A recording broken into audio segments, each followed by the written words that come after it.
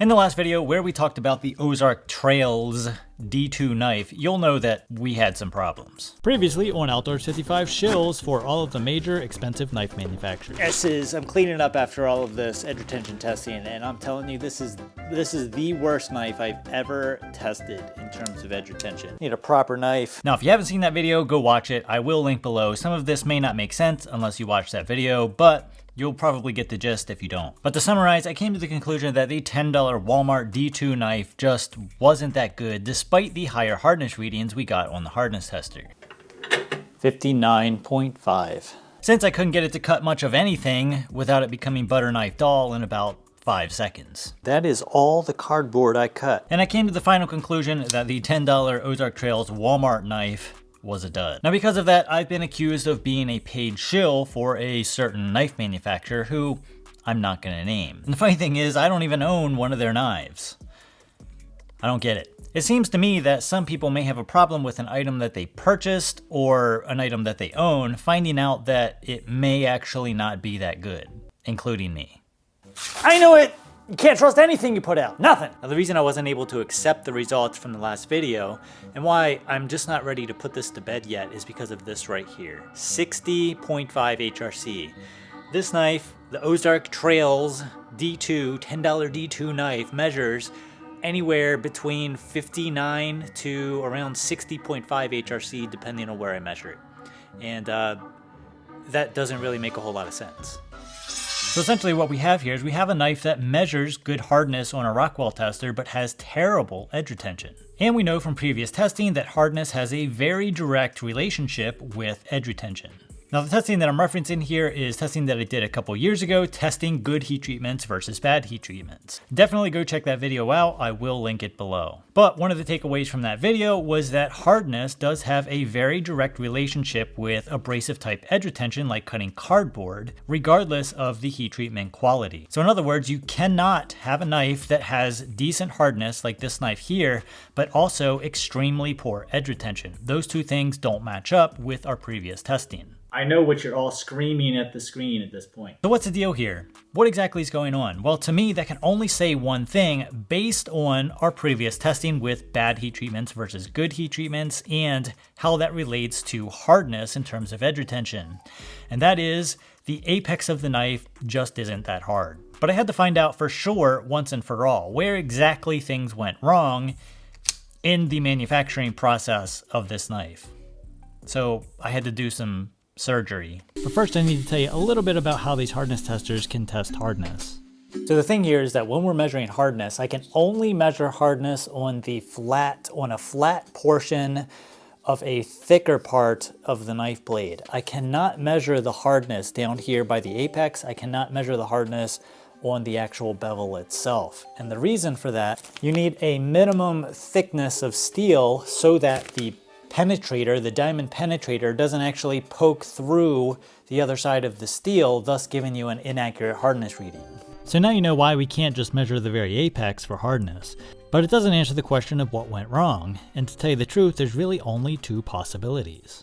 Now, the first thing that could have happened is maybe we did not have a through hardened blade, meaning that the surface of the blade during the heat treatment process actually hardened to that 59 or 60 HRC, but the very center of the blade steel, or inside that blade steel, still remains in a softened state, or it didn't harden all the way through uniformly. You can kind of think of this as like an Oreo cookie, where the two outside cookie pieces are hard, but you still have kind of a gooey center.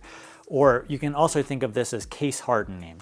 Now that could be a possibility in a blade steel like this. Like I said, I don't know what happened to this knife during the heat treatment process. I have no idea how they heat treated it. And since our bevel is in the middle of our blade steel stock, that could, during grinding, end up exposing that softened inner steel. That's just one theory. So with D2 being an air hardening steel, and since this knife blade is pretty thin, relatively speaking, at about 90 thousandths, the chances of it not through hardening are pretty slim. Although I think it could be possible, especially if it was heated very quickly during the austenitizing process. So let's test this theory, and it's pretty easy. All I have to do is very carefully grind to the center of the blade stock, and hardness test it all the way through. And that's exactly what I did. I ground some and tested About 59. And then ground again and tested again until I ground all the way to the center of the blade stock. And what do you know? 59.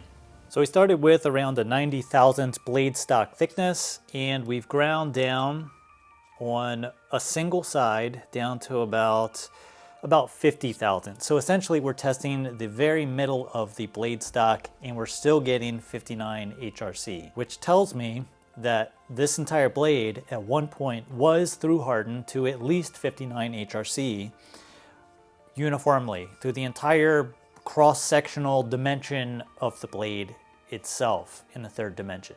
So it was not a problem with the heat treatment. I mean, could the heat treatment be better? Yes, it could, but it was acceptable at one point in time at least. So it actually wasn't the heat treatment per se, although the cutting edge was acting like it wasn't even hardened at all. So what gives? Now, second thing that could happen is both the primary grind and the secondary grind could have been ground on a powered belt grinder like this one here without water cooling and very quickly.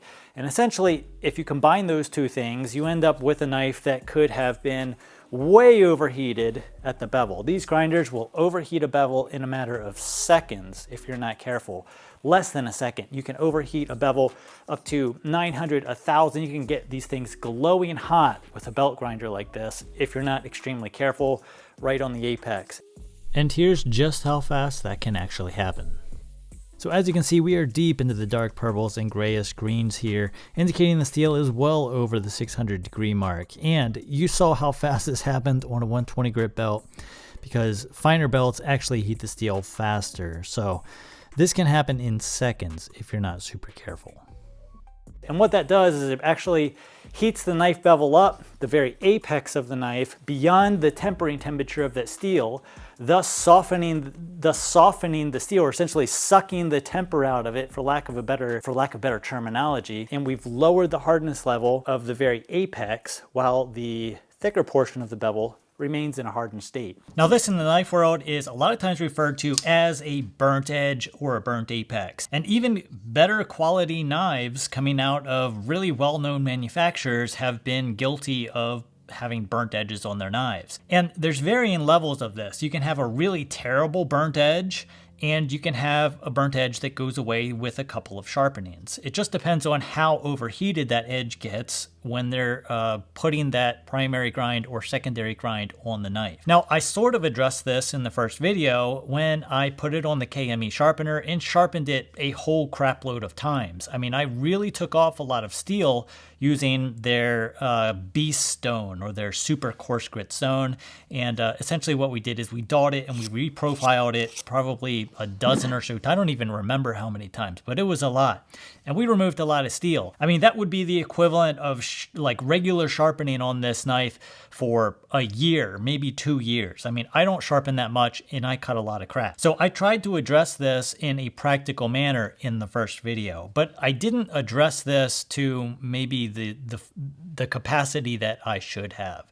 So let's do that. The old 2x72 fixes everything. Back at the grinder, but what I did this time was gently remove the entire secondary bevel and some. To put it plainly, this isn't something you could really do by hand. I mean, you could remove this much steel on a coarse diamond stone, but usually people in prison have better things to do. So after grinding away a bunch of steel, that entire secondary bevel is gone, hopefully in order to get into the harder center of the knife blade, that 59 HRC that we kept testing. I reground the primary grind to close the original behind the edge thickness and put a new secondary bevel on the knife using the KME at the same 20-degree angle we were using for edge retention testing before. We didn't change any angles here. Everything's exactly the same.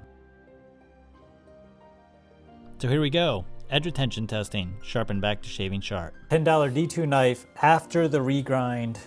Now, I don't count the exact number of feet I cut doing edge retention testing. The reason behind this is because that has more to do with determining when a knife stops slicing paper than it does with exactly how many feet of cardboard you cut. Maybe we got something. And with some knives, especially knives with really good working edge retention, that point that a knife stops cutting paper can be very difficult to determine down to the exact feet of cardboard that has been cut. So, I do something a little bit more complicated. I do an overall broad spectrum analysis and data point collection system, which is very hard to understand and may be the reason that people thought I wasn't being super transparent in the previous video. But I'm going to explain that system right now. I just look at which pile of cardboard is the biggest.